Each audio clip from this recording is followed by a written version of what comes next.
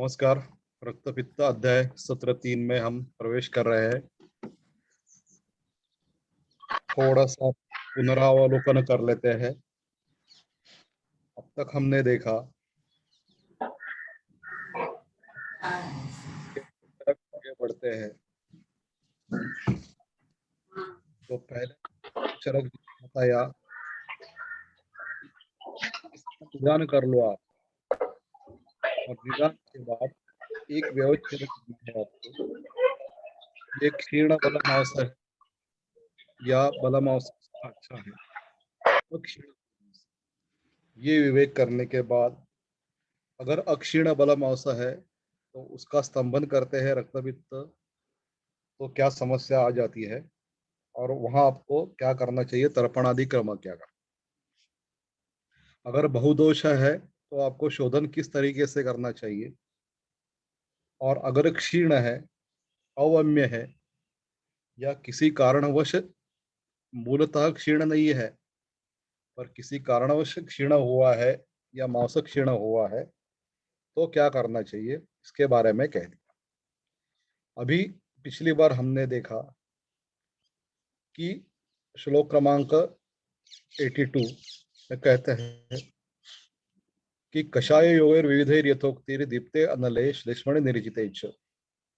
अभी यहाँ पे एक एक आपको एक पैरामीटर्स दिए हैं। विविध ही यथोक्त ही कषाय ही दीप्ते अनले, अनल दीप्त हो जाए और श्लेष्मा का भी जय प्राप्त हो जाए आपको। इसके बाद भी अगर आपका रक्तपित्त प्रशमन नहीं होता है तो वात बलवान है, ये इसकी परीक्षा होनी चाहिए। अभी यहाँ देखो, समझने लायक बात यह है कि ये जैसे कहते हैं कि रोग परीक्षा में उपशय अनुपशय परीक्षा जरूरी होती है। अब ये महत्वपूर्ण बात है कि उपशय अनुपशय और चिकित्सा में बहुत अंतर होता है। स्वाभाविक मूलभूत ही अंतर होता है। जैसे कि उपशय अनुपशय ये जो बात है, ये हमें निदान बलवान करता है। कि जैसे कि यहाँ कहा गया है कि इतना मैंने कषाय योग दिए है, इसका अनल भी प्राप्त दीप्त हुआ है, भूख लग रही है इसको, जो भी खा रहा है भूख हजम हो रही है, और श्लेष्मा के भी लक्षण नहीं दिख रहे, फिर भी इसका रक्तपित्त तो हो रहा है। ऊर्ध्व हो रहा है या अधोग हो रहा है, लेकिन प्रवर्तन तो हो रहा है। तो यहाँ पे आपका निदान सम्यक हो जाता है कि यहाँ पे जो रक्तपित्त है ये वात बलवान रक्तपित्त है, व्याधि रक्तपित्त है, लेकिन यहाँ पे वात बलवान हो गया है। प्रधान कौन सा है? प्रधान तो पित्त ही है, रक्त ही प्रधान है, फिर भी यहाँ पे वात बलवान हो गया है। तो अब उसका बलवान की कभी कभी, जैसे कि हम अभी देख रहे हैं अफगानिस्तान में क्या हो गया है, तो कोई बलवान हो गया है, वो प्रधान नहीं है, लेकिन कोई एक संगठन है वो बलवान हो गया है, उसने कब्जा कर लिया है। उसकी जो मूलभूत संगठन ये थी, उसकी रचना थी, संरचना थी उस देश की, उसका पूरा तितर बितर करके वो बलवान ने वहां पे कब्जा कर लिया है। तो ऐसे ये बलवान और प्रधान में अंतर होता है, जो हमने देख लिया। तो अनुल तत्रानिल स्यात्, ये उपशय अनुपशय की एक परीक्षा है जो ग्रंथों ने कही गई है। चिकित्सा में अंतर क्या पड़ता है? बहुत बार मैं ऐसे सुनता हूँ, ये बहुत सारे वैद्य कहते हैं कि इसका मुझे रिजल्ट नहीं मिला, इसका मुझे रिजल्ट मिला। तो ये जो मॉडर्न मेडिसिन के लोग बोलते हैं वही हमारे यहाँ जो बोलते हैं, वो रिजल्ट मिलना और उपशय अनुपशय और चिकित्सा, इसमें बहुत सारा अंतर है। ये एक मुद्दा आप जरा थोड़ा अपने बुद्धि में ठान लें। चलो आगे चलते हैं। तो यहाँ पे उन्होंने कहा है कि अनल दीप्त हुआ है, इसकी आप परीक्षा करो। कफ की कोई व्यक्त लक्षण नहीं है, ये भी परीक्षा करो। और उसके बावजूद अगर आपका रक्तपित्त बहता है ऊर्ध्व या अधोग, तो इसका मतलब है आप यहाँ पे वात की प्राधान्यता, वात का बलवान, प्रधान नहीं वात बलवान है, ये जान। अभी देखो कितना अत्यंत विलक्षण स्पष्ट कार्य किया है कि यहाँ पे क्लिनिकल अवस्था आपके सामने ही आ जाती है। ये क्या हो रहा है, ऐसे पेशेंट आपको देखने को मिलते हैं आईसीयू में। ऐसा होता है कि आईसीयू में या कभी एडमिट पेशेंट देखने की आपको तो ये मिलती है। तो बाकी तो बिल्कुल ठीक है, यहाँ पे ऐसा ठीक है, कोई बात नहीं है। नाक एकदम अचानक अचानक से उसका नाक में से खून आना शुरू हो गया। और खून आना कैसे शुरू हो गया, तो भूख लगती है, हाँ ठीक है, लगती है। बाकी कफ के कोई विकार नहीं है, लेकिन नासा में से रक्तस्राव हो रहा है। इसका मतलब यहाँ पे वात बलवान है। अभी आपको अंतर्गत जाके परीक्षा करनी पड़ेगी कि ये वात है, ये अपने खुद के कारणों से बलवान हुआ है या परतंत्र बलवान हुआ है।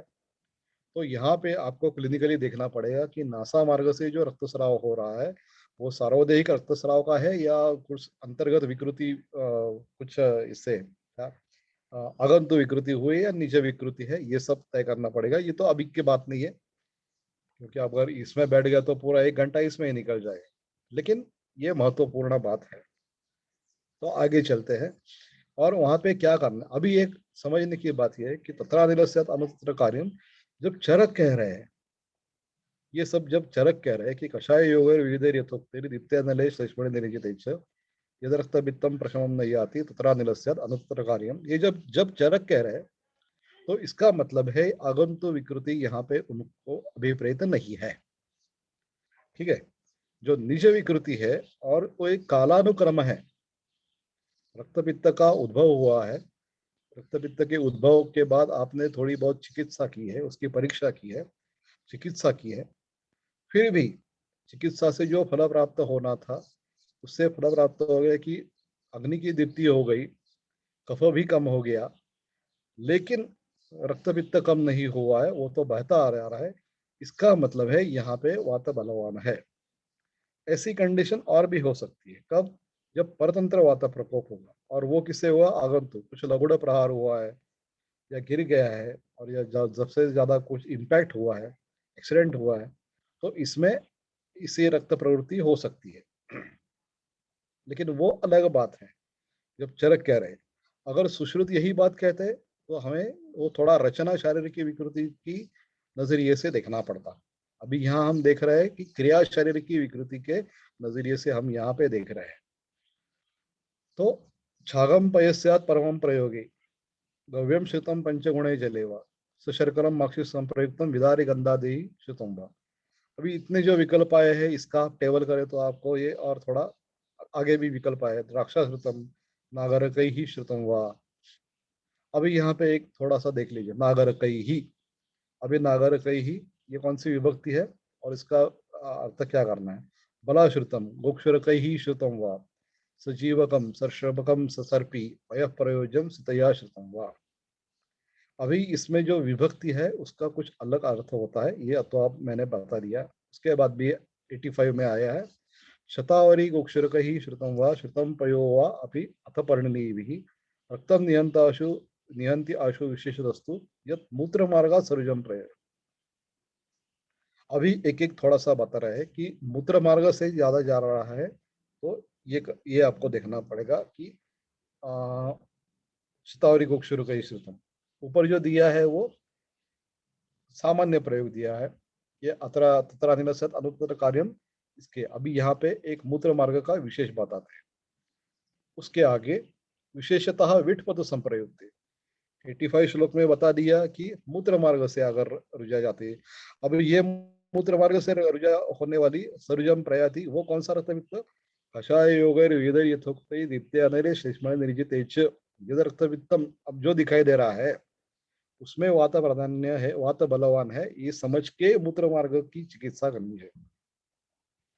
ऐसे ही आगे 86 में विशेषतः विटपथ संप्रयुक्ते संप्रवृत्ते पयोमतम मोचरसेन सिद्धम वटावरोहैर्वटशृंगैर्वा रिबेर नीलोत्पलनागरैर्वा कषाय योगान पयसा पुरावा पीत्वानुचाद्यात् पयसैव शालिम कषाय योगैर अथवा विपक्वम एतैः पिबेत् सर्पिर अतिस्रवेच। अभी एक एक कंडीशन आप देख लीजिए।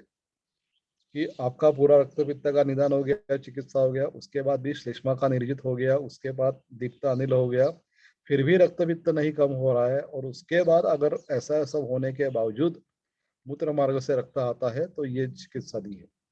उसके बावजूद अगर विटपथ संपर्क होता है, यानी कि गुदा मार्ग से रक्तस्राव होता है, ये चिकित्सा 86-87 में दी है। उसके बाद 88 में वासां सशाखां सपलाशमूलां कषायं समारिचास्याः प्रदाय कल्कम विपचेत घृतं तत् सक्षुद्रमाशु निहंते रखूं। अभी इसका अधिकार क्या हो गया?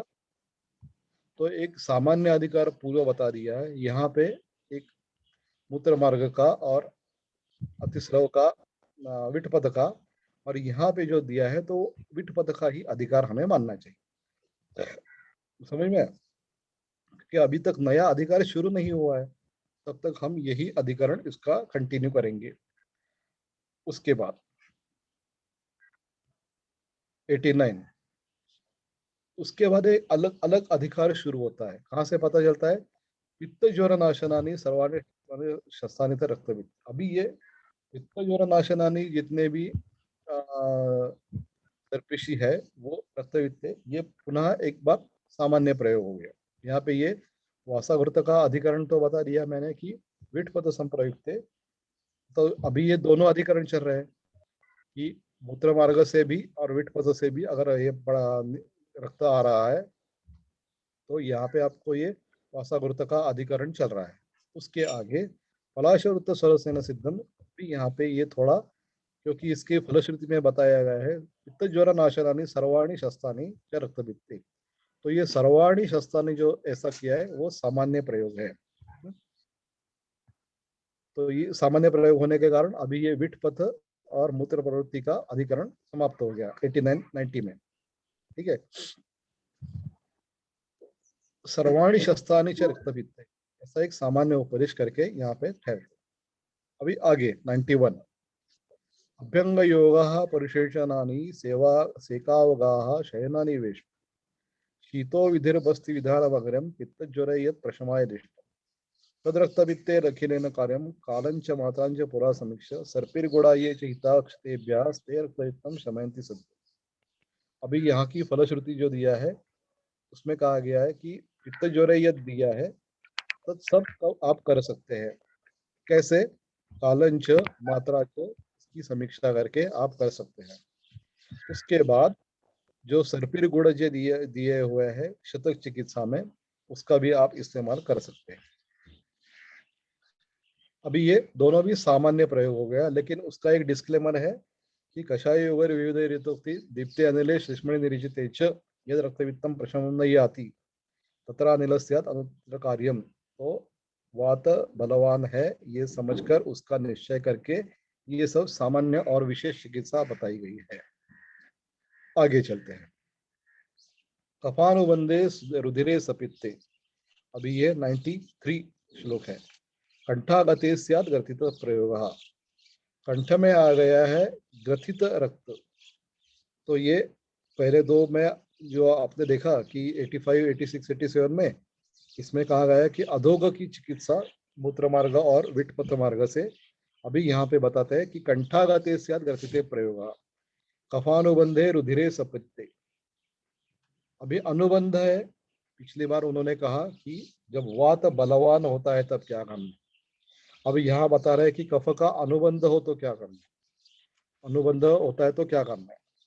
तो ये बता रहे हैं युक्त से युक्त्या मधुसर्पिशोष क्षार से चैव उत्पल नालयस्य। अभी यहाँ पे क्षार बताए हैं। तो क्षार का कार्य है क्षार क्षरणम, और यह लवण रस है क्षारस्य लवणो गण।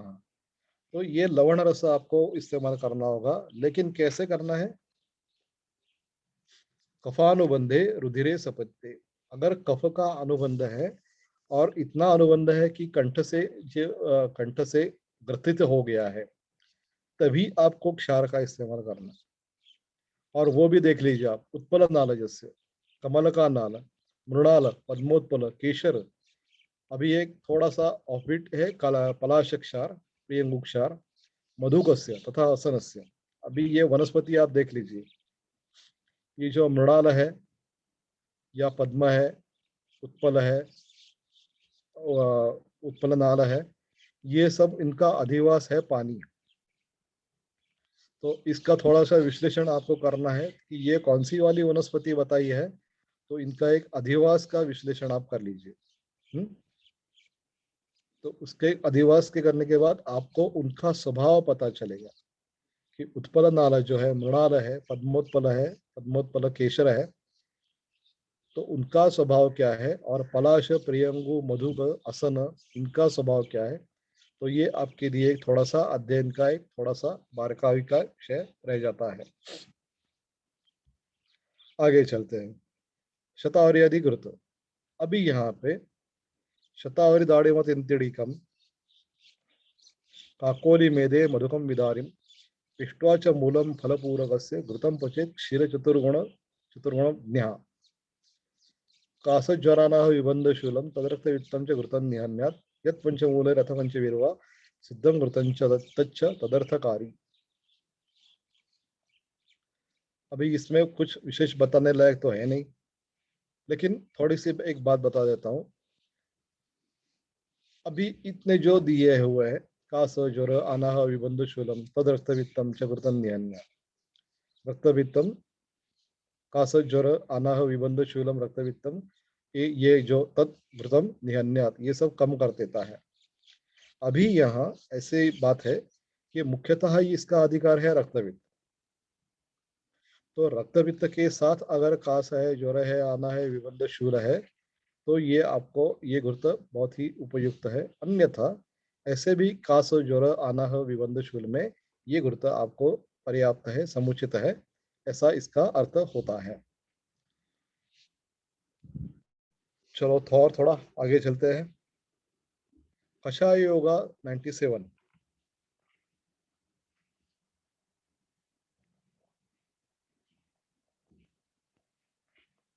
कषाय योगा य इहोपदिष्टा ते छाव पीड़े भिषजा प्रयोज्य। अभी देखो, थोड़ा पहले विटपथ संप्रयुक्त और एक अधिकरण बता दिया, मूत्र मार्ग और विटपथ, यहाँ पे कंठागते स्यात् ग्रथिते प्रयोग। अभी थोड़ा सा बता रहे, ग्रहणात् प्रवृत्तम रुधिरम सवित्तम। अभी नासागतम मार्ग की एक चिकित्सा बता रहे।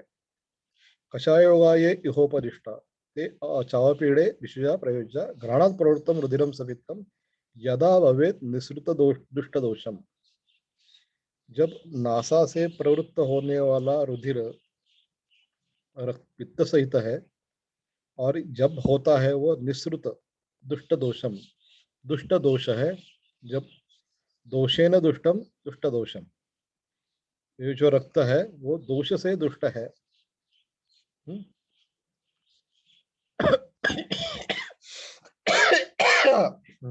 सॉरी, क्षमा से। तो दोष से दुष्ट जब ये रुधिर है सपित्त, तब ये आपको देना है। रक्ते प्रदुष्टे ही अवपीड़वंदे दुष्ट प्रतिशय शिरो विकार रक्तम सपूयम कुणपश्य गंध स्यात् घ्राणनाशः क्रमश दुष्टा। रक्त प्रदुष्ट जब है और उसका अवपीड़ से आपने बंधन कर लिया, तो क्या क्या होता है ये सब बता दिया। स्यात् घ्राणनाशः क्रमश दुष्टा। मुझे एक केस याद है, हमारे खोलटकर गुरुजी के पास एक पेशेंट आया था, और उसकी समस्या थी कि उसको सुना ही नहीं दे रहा है। तो गुरुजी ने उनका निदान थोड़ा बहुत ऐसा ही किया कि इसका रक्त थोड़ा सा दूष्य है और मुख्य इसका विकार बतिशाय है। तो गुरुजी ने उसके बाद उनको एक देवडांगरी, क्या बोलते हैं उसको, मैं भूल गया, उसके फल का से फल फल बीज जो होते हैं, वो उनको पानी में भिगोने को कह दिया और उनका नस्य करने को बोला। तो उसके बाद उनका इतना कफ बह गया, इतना कफ बह गया, कफ पित्त इतना बह गया उस नस्य से, तीक्ष्ण नस्य से, कि उनका ये जो आवरण पूरा का पूरा निकल गया और उनको थोड़ा थोड़ा सुनाई दे रहा है। उसके बाद गुरुजी तो हमारे चल बसे, लेकिन उसके बाद ये पेशेंट मुझे मिले थे, वो किसी और वैद्य की भी चिकित्सा ले रहे थे, लेकिन उसके बाद उनका वो जो समझ में आया कि उनका कुछ स्ट्रक्चरल रचनात्मक भी विकृति है, तो उनका ऑपरेशन करना पड़ेगा। तो अभी यहाँ पे आप देख लीजिए कि ये जो कह दिया है ये ना, कि रक्ते प्रदुष्टे अवपीड वंदे दुष्ट प्रतिशाय शिरो विकारा रक्तम सुपूयम गुणपश्यगंध स्यात्। अथवा गुणपगंध यानी ये शवगंध होता है। तो ये शवगंध आप थोड़ा थोड़ा देख सकते हैं, जो मत्स्य मछली मार्केट है या जो चिकन फिश मार्केट है, वहाँ पे जो एक टिपिकल गंधा आता है वो कुड़पगंध होता है। वो सब शव ही होते हैं, मरे हुए ही है। तो उनका जो गंध होता है वो उसको कुड़पगंध कहते हैं। क्रमश भी दुष्ट होते हैं, इसे होता है। तो ये जो केस बताई मैंने आपको गुरु जी की, इसमें भी शायद अभी तो जो मैं सोचता हूँ तो ऐसा ही लगता है कि कुछ हो रहा है, कुछ हो रहा है तो दवाई लेते रहे, दवाई, कुछ नाक से रक्त आ रहा है तो दवाई लेते रहे, बंद कर दिया, नाक से रक्त आ रहा, बंद कर दिया, बंद कर दिया, बंद कर दिया। और तो बंद करने के बाद वो कुछ समस्या ऐसी हो गई, ऐसा भी हो जाता है कि नाक से रक्त आता है और आप बंद कर देते हैं, तो रक्ते प्रदुष्टे अवपीड़ बंदे, ये अगर अवपीड़ बंद कर लेता है तो ये समस्या आपकी उद्भूत हो सकती है। इसके लिए जो मैंने कहा कि उपशय अनुपशय चिकित्सा और पेशेंट का सम्यक ये होना, ये थोड़ा जरूरी है। अब एक थोड़ी और उटपटांग केस में बता देता हूँ, क्योंकि रक्तपित्त का अधिकार चल रहा है, इसीलिए थोड़ी उटपटांग केस बता देता हूँ। एक केस थी कि जिसमें योनिगत कंडु लक्षण जरा कुछ ज्यादा ही दिखाई देगा। अभी ये जो होता है योनिगत कंडु और कुछ शारीर मैथुन की इच्छा अधिक होना, अब इसमें तो एक अपनी जो एंजाइटी रहती है, अधीरता, ये भी एक कारण रहता है। लेकिन ये कारण एक महिलाओं में जब होता है, पुरुषों में अगर होता है एंजाइटी कारण तो नित्य हो सकता है, लेकिन महिलाओं में अगर ये कारण होता है तो उसकी परीक्षा थोड़ी सी काल के अनुसार करनी पड़ती है। तो जब एक विशिष्ट काल में ऐसे लक्षण दिखाई देते हैं, जिसमें कि रज प्रवृत्ति का काल है, ऋतुकाल है, ऋतुकाल में अगर ये एंग्जाइटी दिखाई देती है तो ये शरीर की नैसर्गिक प्रवृत्ति है, तो ठीक है, छोड़ दे दीजिए आप। लेकिन कुछ कारण नहीं है, फिर भी ये प्रवृत्ति दिखाई दे रहा है और पूरे महीने के महीने में दिखाई दे रहा है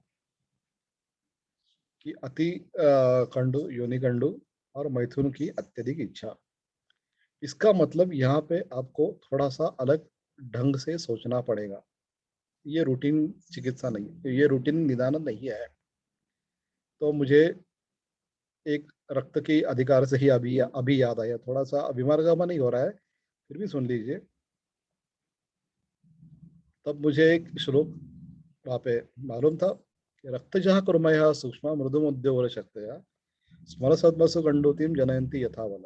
रक्तज कृमि जो होते हैं वो योनि इसमें जितनी उनकी क्षमता हो उसके अनुसार वो वहां पे कंडू उत्पत्ति करते हैं। तो मेरा निदान तो ठीक हो गया कि चलो इनको कृमि भी है। और संयोगवश उस जो भद्र महिला थी उसने उन्होंने भी बता दिया कि मुझे कृमि का अभी भी पतन होता है, तो ठीक हो गया, मेरा निदान पूरा हो गया। तो ये रक्त पित्त जो है, अभी आपको ये ऐसा लगा है कि रक्त का स्तंभन करने से ये कृमयश दुष्टाहा ये क्या होने की संभावना क्या है। तो मैं वही कह देता हूँ कि केवल नासा से रक्त नहीं, ये जो अगर रक्त आपको अलग को स्तंभन नहीं कर लेते हैं, तो शायद हो सकता है कि अलग अलग मार्गों में भी कृमि जम जाए। यहाँ पे तो उन्होंने ये किया है, उल्लेख किया है कि नासा में कृमि होते हैं, लेकिन हो सकता है अलग अलग मार्ग में भी कृमि का एक ये हो जाए। और एक केस में बता देता हूँ। नगर के एक वैद्य थे बड़े, उन्होंने मुझे एक बार पूछा कि क्या आपका अनुभव है कि ल्यूकेमिया में कृमि होते हैं। तो मैंने कहा नहीं, मेरे तो अनुभव नहीं है। तो उन्होंने उसके बाद मुझे एक केस बताई कि रक्त अधिक बाहर जा रहा था, तो ल्यूकेमिया की रुग्णा थी, छोटी थी, कुछ 10, 12, 15 साल की। तो रक्त जा रहा था तो स्तंभन करते थे, रक्त जा रहा तो स्तंभन करते थे, और कुछ रक्त ना पतन हो, क्योंकि रक्त है जीवन है, इसके लिए वो प्रयत्न करते थे। लेकिन जो उन्होंने मॉडर्न परीक्षण किए उसमें ऐसा लगा कि रक्त बाहर नहीं जा रहा है, फिर भी हीमोग्लोबिन कम हो रहा है, रक्त बाहर नहीं जा रहा है फिर भी हीमोग्लोबिन कम हो रहा है। तो उनको लगा कि चलो रक्त बस्ती दे देते हैं। तो उन्होंने रक्त बस्ती दे दिए, और एक अचरज की बात की, रक्त बस्ती उन्होंने एक ही प्रयुक्त किया, कुछ 20, 20, 30 ml। और उसके बाद उनको, जो रुग्णा को जो मल प्रवृत्ति हुई रक्त बस्ती देने के बाद, जो मल प्रवृत्ति हुई उसमें ढेर सारे, वो तो बता रहे थे कि जैसे एक गट्ठा हो, एक जो अपना मल प्रवृत्ति का पात्र होता है वो भर जाए, इतने कृमि गिर गए। अभी ये एक थोड़ा सा आपको समझने की जरूरत है कि रक्त और कृमि, इनका कुछ ना कुछ गड़बड़ संबंध जरूर है। अब ये अभिव्यक्ति वहां पे होष्ठ में होगी, नासा में होगी, शिर में होगी। पर्टिकुलरली ये जो सिस्ट होते हैं ना थोड़े से, तो आप देख लीजिए कि जो मांस अत्यधिक सेवन करने वाले होते हैं उनकी रक्त विकृति बाद कहीं यहाँ पे अपने मस्तिष्क में सिस्ट वगैरह होते हैं, उनका भी कारण ये रक्त की एक अतिस्तंभन होना। और ये अतिस्तंभन सिर्फ यहाँ का नहीं, ये जो मासिक रक्त प्रवृत्ति है उसका भी अत्यधिक स्तंभन कर लेते हैं महिलाएं, विशेषतः महिलाएं कर लेती है मासिक प्रवृत्ति में। कुछ धार्मिक कार्य यहाँ पे नहीं रुकता है, अभी ये नहीं करना है वो नहीं करना है, तो जो उसका बीमार का मन जो होता है, और रक्त का जो स्वाभाविक बहना चाहिए वो भी आप बहने नहीं दे रहे, या कुछ बलवान प्रयोग करके स्तंभन कर रहे हैं, तो उसका एक निश्चित रूप से कृमि संभूत होना ये उसका कारण हो सकता है। ये तो अन्वय हो गया। व्यतिरिक्त से भी देखें, अगर आपको क्रोमिंग की संभावना लगती है तो आप एक कारण उसका जरूर पूछिए कि रक्त कभी जा रहा था, स्तंभन कर लिया है या नहीं, ये भी आपको एक देखना पड़ेगा। उसके बाद चिकित्सा बताइए। नीलोत्पलम गैरिक शंखयुक्तम सचंदनम स्यात्तु सीता जलेन मत्स्यम तथा अमरासी रस सांगा सदातकी मोचरस सलोदरा। उसके बाद ये नस्य बताए हैं। द्राक्षारसस्य इक्षुरसस्य नस्यं क्षीरस्य दुर्वासरसस्य चैव यवासमूलानि पलाण्डुमूलं नस्यं तथा दाढेव पुष्पतोयम् प्रियालतैलं मधुकं पयश्च सिद्धं घृतं माहिषमाजिमकं वा आम्रस्य पूर्वै पयसा च नस्यं ससारे वै स्यात् कमलोत्पलश्च। 97 से 101 तक ये सब नासागत रक्तस्राव की या कृमि ना हो ये पहले बताया गया है। ओपीड करना है ये बताया, लेकिन ओपीड हम आप में गड़बड़ कर लेते हैं, वो कृमि भी हो सकता है, गुणपगंधा भी आ सकता है। तो इसकी परीक्षा करके आपको ये सब नस्य बताए गए हैं। आगे चलते हैं। 102 भद्रश्रियम लोहित चंदन प्रपौंडरिकम कमलोत्पले उशीर वानीर जलम मृणालम सहस्रवीरिया मधुरम पयस्य। अभी इनका भी सबका एक स्वभाव देख ले आप, उशीर हो या वानीर हो, इनका स्वभाव एक होता है। ये अत्यधिक जल में रहने वाली वनस्पति है, कमलोत्पल है। अभी ये भद्रश्रियम लोहित चंद्रम, ये तो अलग है, ये मरुदेश में भी आ जाती है। लेकिन उशीर वानिर उत्पल कमल ये प्रपमंडलिकम ये सब उनका स्वभाव है शीत जल में रहने का। ये तो भी अभ्यास का एक अपना विषय हो सकता है। उसके बाद शालिक्ष मूलानि यवास उन्द्रा मूलम नलानाम कुशकाशयुष कालानुसार्य कुचंदनम शैवलम अप्यानंता कालानुसार्य तृणमूल वृद्धि मूलानि पुष्पाणि च वारियानां प्रलेपनम पुष्करणी मृदश्य। पुष्करणी मृदश्य थोड़ा अलग लेप है, लेकिन ये अपने गांव में परंपरा है।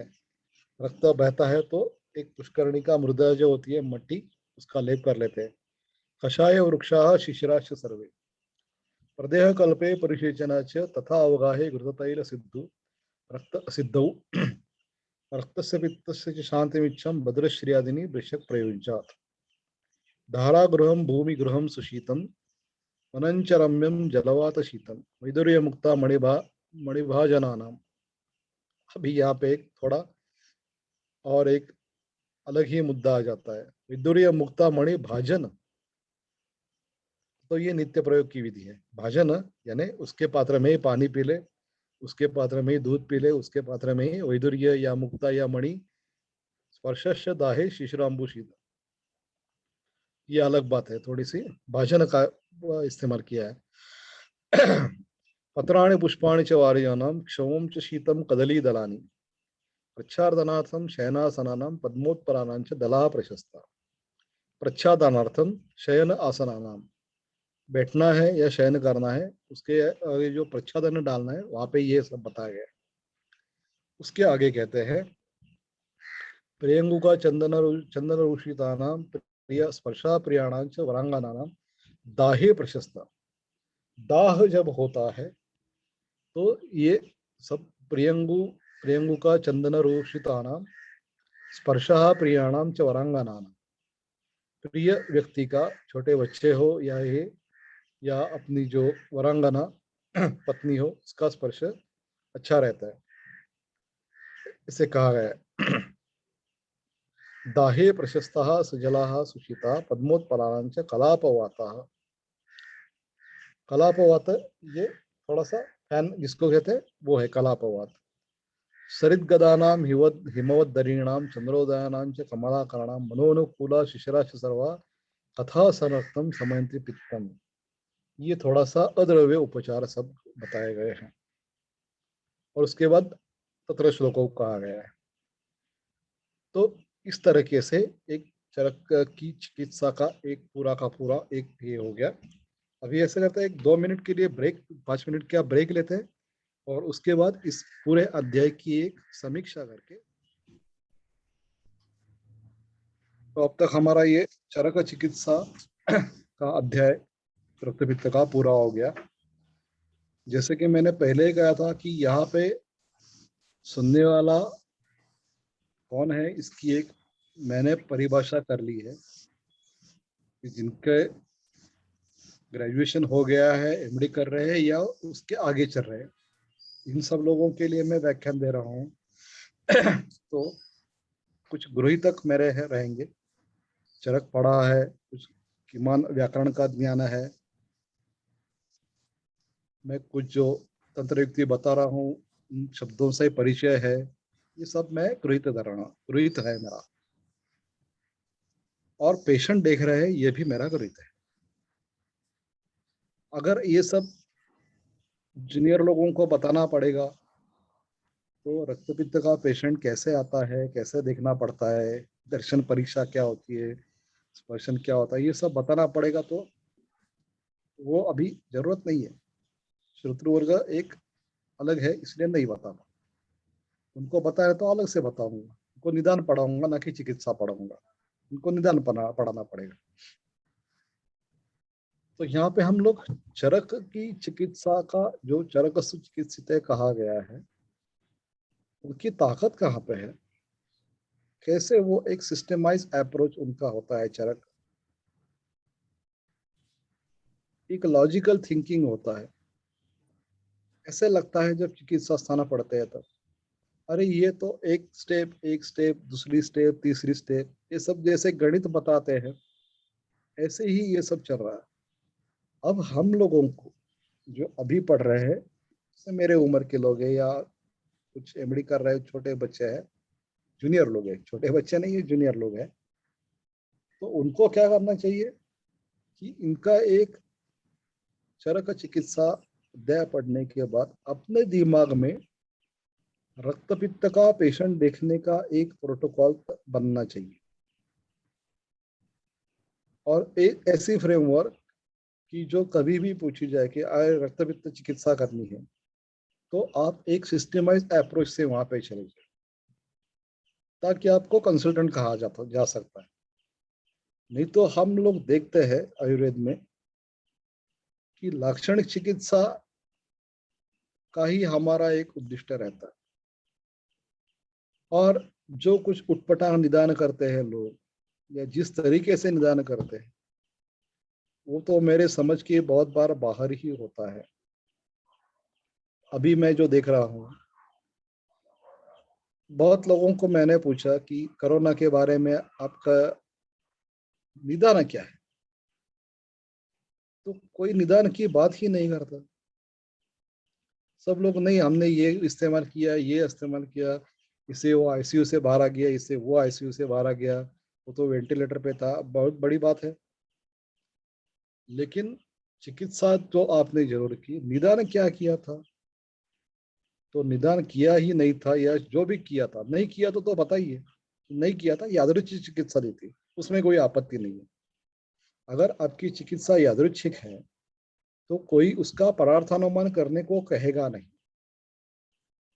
ठीक है ना, कि ये पेशेंट कैसे ठीक हो गया, नहीं वो तो यादृच्छिक हो गया, तो चलो अब यादृच्छिक ही बता दो। तो होता है, अभी यादृच्छा भी एक कारण है ना। लेकिन अगर आपको शास्त्र का हाथ पकड़ के आगे चलना है तो आपका उसका विवरण करना पड़ेगा। तो चिकित्सा जब करते हैं तो आपका निदान पूरा का पूरा एक पक्का होना चाहिए। और निदान पक्का होने का जो निदान स्थान में बताया गया है कि निदान इसका कैसा करें। निदान करना है, व्याधि का निदान, वो संप्राप्ति, पूर्व रूप, रूप, हेतु, उपशय, अनुपशय, इन पांचों उपायों से निदान होता है। निदान होने के बाद चिकित्सा पर अब जाते हैं, तब आपको रुग्ण की परीक्षा करनी पड़ती है। और रुग्ण की परीक्षा दर्शन स्पर्शन प्रश्नों से करनी पड़ती है। तो जब आप चरक देखते हैं तब आपको ये चिकित्सा देखते हैं या पढ़ते हैं या कुछ उसका चिंतन करते हैं, तब आपको ये मालूमात रहनी चाहिए कि अब चरक चिकित्सा जो बता रहे जा रहा है वो व्यक्ति की चिकित्सा है। इसलिए निदान एक उनका एक गृहीत पक्ष है। रक्तपित्त का निदान आपने किया है पांचों उपायों से, और उसके बाद चिकित्सा का अप्रोच आपका चल रहा है। तो व्यक्ति की परीक्षा करनी है तो व्यक्ति की परीक्षा तो दर्शन स्पर्शन प्रश्न से हो जाएगी। उसके बाद उसका क्या करना है, ये जो प्रोटोकॉल, इंडिविजुअल प्रोटोकॉल जो दिया है, इंडिविजुअल मेडिसिन कहते हैं हमारे यहाँ, इंडिविजुअल प्रोटोकॉल जो दिया है वो हमारा अध्ययन का विषय हो सकता है। और मेरा ये कहना है कि अगर आप इस तरीके से चरक संहिता पढ़े तो आपके दैनंदिन व्यवहार में बिल्कुल एक थोड़ा सा बदल हो जाएगा।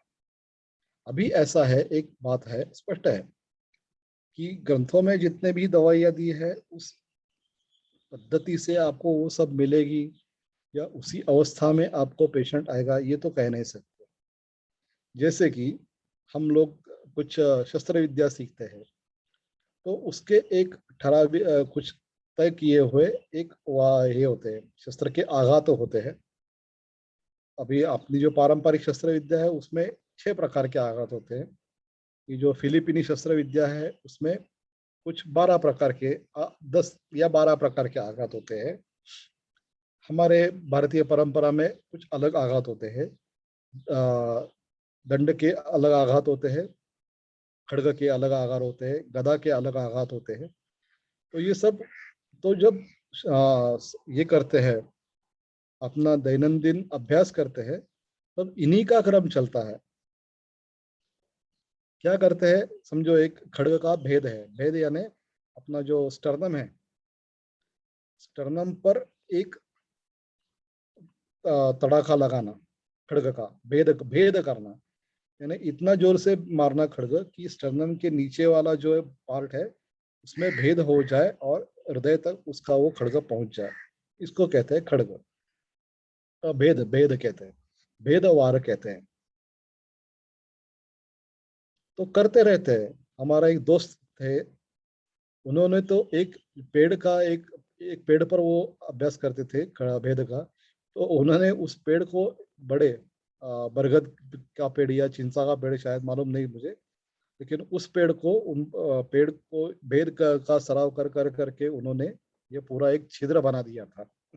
इतना उन्होंने इसका भेद का ये किया था, अध्ययन किया था, अभ्यास किया था, वारंवार करते थे।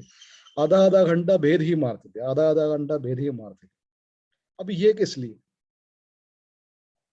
आपको जब किसी शत्रु से पाला पड़ता है तब जरूरी नहीं कि वो सिस्टमेटिक वार करे, चलो पहला वार मैंने कर लिया, दूसरा वार आप करो, तीसरा वार, ऐसा नहीं, वहां तो फिर रैंडम हो जाता है ना। अगर आपको लड़ाई करनी पड़ती है, या आप स्पोर्ट्स में चले जाए, वॉलीबॉल की एक प्रैक्टिस रहती है, बास्केटबॉल की एक प्रैक्टिस रहती है, फुटबॉल की एक प्रैक्टिस रहती है।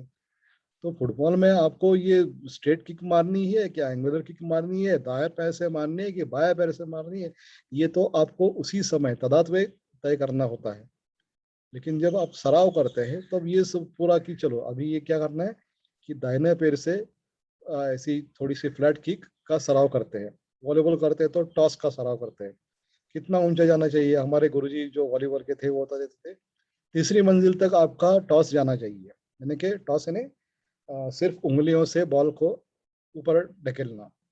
तो ये आपका तीसरी मंजिल तक जाना चाहिए, तीसरी मंजिल तक ऊंचा, और वॉलीबॉल से इस सर्विस पॉइंट से उस सर्विस पॉइंट तक इतना दूर जाना चाहिए, ऐसा उनका कहना था, इनके ताकत चाहिए। तो ये सब हम सराव करते थे, अभ्यास करते थे। क्यों?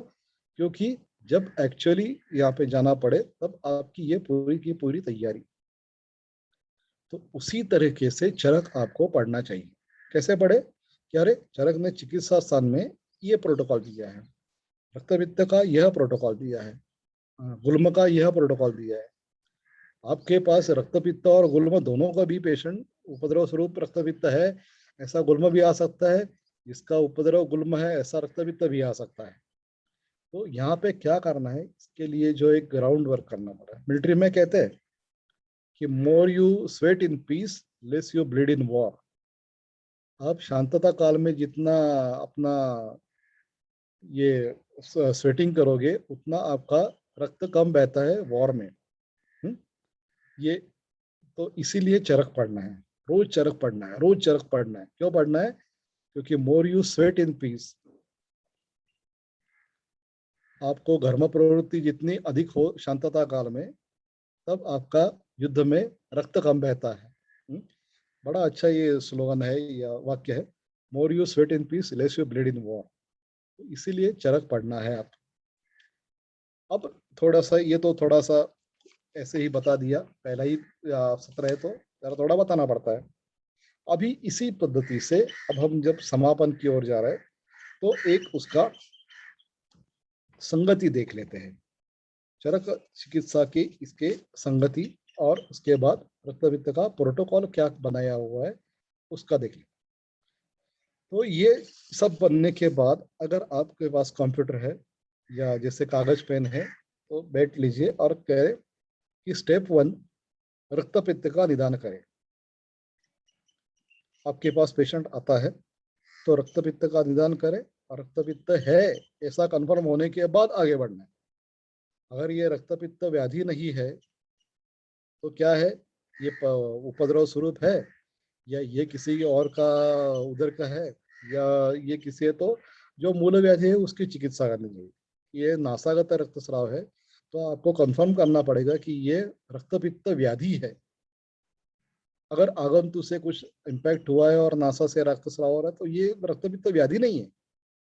ये तो आपको आगंतुक की जो चिकित्सा बताई है किसी वार की या घाव की, तो वो चिकित्सा आपको करनी पड़ेगी।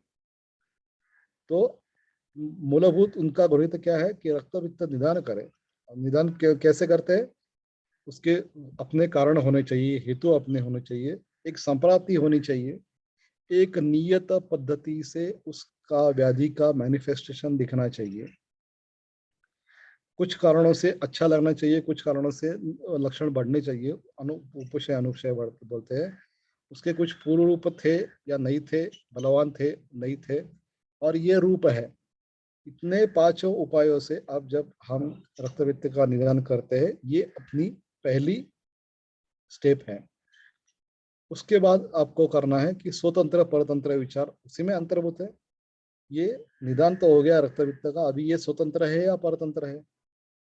स्वतंत्र है तो रक्तपित्त की चिकित्सा की ओर बढ़ना है। पहले तो निदान करना है, निदान करने के बाद एक थोड़ा एक उसका बोलते हैं उपविवेक, स्टेप 1 का ही थोड़ी सब सब लेवल स्टेप, सब स्टेप। तो स्वतंत्र परतंत्र विचार करें। अब ये जो आगे है वो सब स्वतंत्र रक्तपित्त की चिकित्सा है, ना कि परतंत्र की। परतंत्र की कुछ अवस्थाएं बताई है उन्होंने, लेकिन प्रायः ये स्वतंत्र विचार है। अगर स्वतंत्र है, रक्तपित्त है, स्वतंत्र है, तो पहले तीसरी स्टेप आ जाती है। पहला तो हो गया रक्तपित्त निधन करे, दूसरा एक उसका एक बारीक सा विचार है, स्वतंत्र परतंत्र विचार करे। अब माने तो दूसरी या नहीं तो तीसरी स्टेप है कि स्वतंत्र है तो बलवान या अबल का विचार करे। ये बलवान है रुग्ण या अबल है, और इसका व्याधि भी बलवान है या अबल है, इसका विवेक करे। तो मैंने जैसे कि पिछली बार बता दिया, आपका एक टेबल बन जाता है 2x2 का, बलवान अबल दोष और व्यक्ति दोनों का।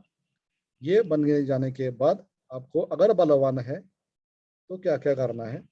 तो पहले तो बलवान है तो स्तंभन नहीं करना है, ये नकारात्मक भाग है कि बलवान है, रक्त बहता है, जाने दो, छोड़ दो, उस पर ध्यान रखो, ना कि स्तंभन करने की जल्दी करो, जाने दो।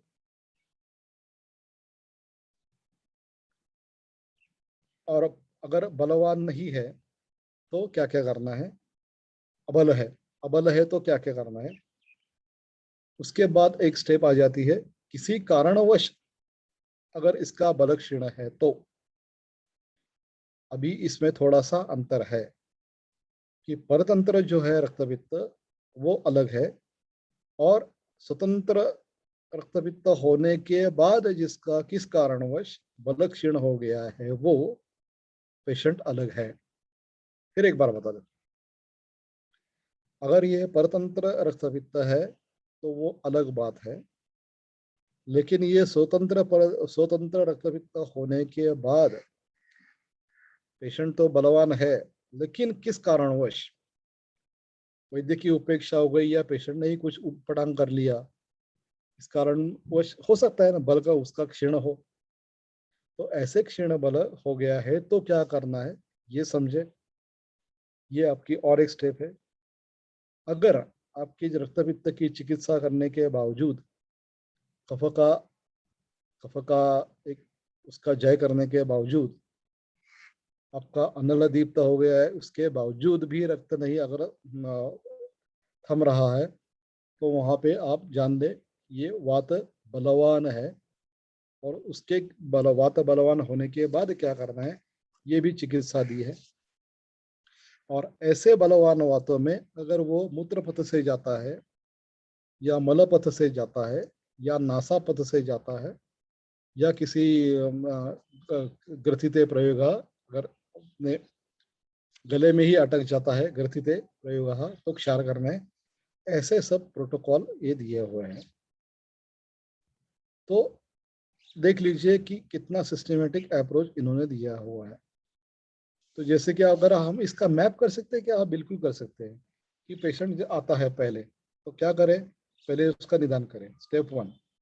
और निदान करने के बाद उसको तय करें कि स्वतंत्र है या परतंत्र है। स्वतंत्र है तो उसके नीचे लिख लीजिए बलवान है या अबल है। बलवान है तो XYZ करना है, अबल है तो XYZ करना है। बलवान है अबल है तो संशमनी क्रिया करनी है, बलवान है तो पंचकर्म करना है, पंचकर्म में से किसी करना है। वो किस स्टेप में करना है, ऊर्ध्व में क्या करना है, विरेचन देना है, अधोगर रक्तपित्त में वमन देना है। ये बलवान है तो। और अबल है तो संशमनी क्रिया करनी है। किसी कारणवश बल क्षीण हुआ है, स्वतंत्र होने के बावजूद बल क्षीण हुआ है, तो ये चिकित्सा करनी है। अगर इतना सब कुछ होने के बाद भी पर्टिकुलरली कफ का अर्जित कफ का जय हो गया है, और उसके बाद ये अनल भी दीप्त हो गया है, भूख अच्छी लग रही है, उसके बाद भी रक्तपित्त का बाहर पड़ना चल रहा है, तो वात की बलोत्तमता एक निश्चय करें। उसके बाद ये फलाना फलाना करना है। और वो भी कैसा करना है कि अगर विट पथ से जाता है तो ये करना है, नासा प्रवृत्ति होता है तो ये करना है। नासा प्रवृत्ति में होने के जब चिकित्सा करते हैं तब आपको कुछ ध्यान रखना है। अगर रक्ते प्रदुष्टे अवपीड़ वंदे अवगते स्यात् घ्राणनाशः, ये सब उसके उपद्रव होते हैं, तो इसको चरक चिकित्सा नहीं मानते।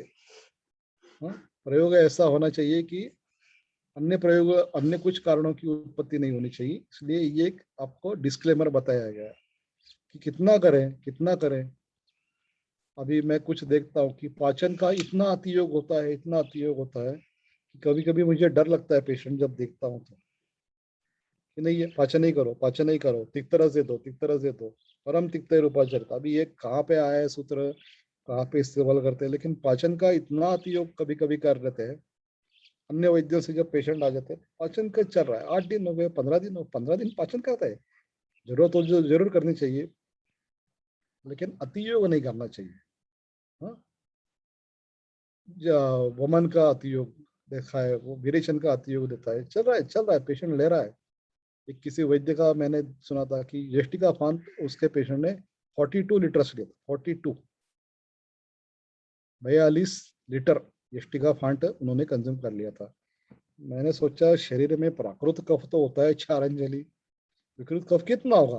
प्राकृत कफ अगर 4 अंजलि होता है, विकृत कफ ज्यादा से ज्यादा कितना होगा? और वो सब इतना विकृत कफ निकालने के लिए अगर कोई 42 लीटर्स का बात कंज्यूम कर लेता है तो थोड़ा कुछ सोचने की बात है ना। टीका करने की जरूरत नहीं है, लेकिन सोचने की बात है कि इतना जरूरी होता है क्या। वही चर्चा अभी नहीं करेंगे। तो चलो, आज के लिए मुझे लगता है इतना काफी है। अगर आप में से कोई इसका एक मैप बना लेता है कंप्यूटर का, संगणक का इस्तेमाल करके, कि रक्त पित्त का पेशेंट आपके क्लिनिक में जब आता है तब आपको स्टेप 1, स्टेप 2, स्टेप 3, स्टेप 1 में अगर ये आपका पावर पॉइंट प्रेजेंटेशन बनाए तो कैसा करेंगे? ये है तो ये आस्क एक्स वाई जेड है। अगर आस्क ये एक्स को एक यस बोलता है तो क्या करना है, वाई को यस बोलता है तो क्या करना है, जेड को यस बोलता है तो क्या करना है। जेड में आगे जाने के बाद ये पूछ लीजिए, ये ऐसे कुछ दिया होता है ना प्रोटोकॉल। मॉडर्न मेडिसिन के पुस्तकों में कुछ मैंने देखे हैं ऐसे कि पेशेंट आता है तो ऐसे प्रोटोकॉल रहते हैं, ये देख लो, ये देख लो, ये है तो ऐसा करो, ये नहीं है तो ऐसा करो, ये है तो ऐसा करो, ये नहीं है तो आगे आगे वाला प्रश्न पूछो। ये सब जो एक सिस्टमेटिक अप्रोच दिखाई देता है, तो ये चरक का भी है, यही अप्रोच है। क्योंकि ये थोड़ा गणित भी है, और लेकिन ये ओपन एंडेड गणित है। इससे जाओ, लेकिन अंतिमतः चिकित्सा आपको ही करनी है, ऊहा आपको ही करना है।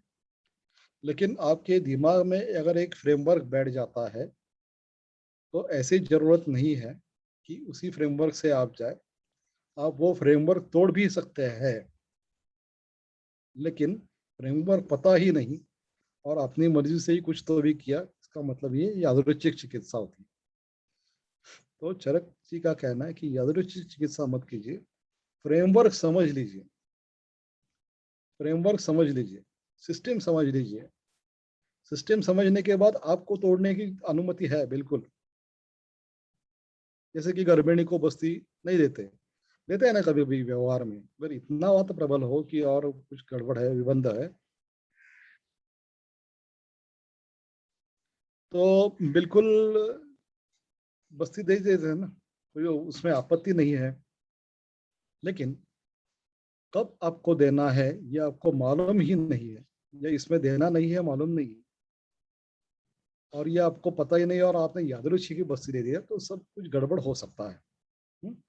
तो ये इसी अवस्था में निषिद्ध है, जिसे प्रमेह में बस्ती निषिद्ध है। कर लेते हैं ना, करते हैं, जरूर करते हैं बस्ती, लेकिन निषिद्ध है, ग्रंथों ने निषिद्ध कहा गया है, और निषिद्ध दिया हुआ है, उसके बावजूद आप कर रहे हैं तो समझ लीजिए और जरूर कीजिए, कोई आपत्ति नहीं। आपको ये अधिकार दिया हुआ है, लेकिन उसका उगत अंतर्युक्ति का आपको बिल्कुल पहले सिस्टम आपको पता लगनी चाहिए। यही सब कहने का मतलब है चरक चिकित्सा पढ़ना। तो मुझे लगता है आज के लिए इतना काफी है। अगली बार मिलेंगे तो क्या करना है, उल्म चिकित्सा करनी है या और कुछ करना है? आप नीलेश जी से बात कर तय कीजिए और मुझे बताइए, 2-3 दिन पहले बताइए ताकि मैं अध्ययन कर सकूं। और जैसे कि मैंने कहा, आप अपना एक सिस्टमेटिक इसका अप्रोच, चरक चिकित्सा रक्तपित्त का अपना एक फ्रेमवर्क 2-3 लोग इकट्ठा बैठकर भी कर सकते हैं। अगर आप तैयार कर सकते हैं तो उसका एक आर्टिकल लिख लीजिए, सिस्टमेटिक अप्रोच इन चरक चिकित्सा, रक्तपित्त चिकित्सा। एक आर्टिकल तैयार करके अपना खुद का ब्लॉग लिख लीजिए, नहीं तो किसी नियतकालिक में प्रकाशित कर लीजिए, लेकिन जरूर लिख लीजिए। तो मुझे लगता है आज के लिए इतना काफी है। धन्यवाद। ठहरते हैं।